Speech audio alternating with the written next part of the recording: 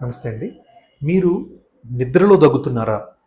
దగ్గు డే టైమ్‌లో ఉన్నా కానీ ఓన్లీ నైట్ టైమ్‌లోనే కాఫ్ ఎక్కువ వస్తుందా? దానికి గల కారణాలు మీరు తెలుసుకోవాలి.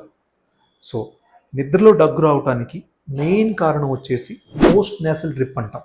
అంటే మీ థ్రోట్‌లో నుంచి, మీ నోస్‌లో నుంచి బ్యాక్ సైడ్ నుంచి స్మాల్ అమౌంట్ ఆఫ్ డ్రాప్ థ్రోట్‌లోకి పడుతుంది. మీకు తెలియకుండా జరుగుతుందది. దాన్ని పోస్ట్ నేసల్ డ్రిప్ కండిషన్ అంటాం. ఒకటి. సెకండ్ వచ్చేసి రిఫ్లక్స్ డిసీజ్, గ్యాస్ ప్రాబ్లం. మనం అనుకుంటాం గ్యాస్ ఏంటి, గ్యాస్ వల్ల కాఫ్ రావటం ఏంటి, అది నైట్ టైం రావటం ఏంటండి. దానికి ఒక కాంప్లెక్స్ మెకానిజం ఉందండి. సో గ్యాస్ ఉన్న వాళ్ళకి నైట్ టైం కాఫ్ వచ్చే అవకాశం ఎక్కువగా ఉంటుంది. ఇంకొకటి allergic bronchitis or allergic asthma ఉన్న వాళ్ళకి కూడా నైట్ టైం కాఫ్ వస్తుంది.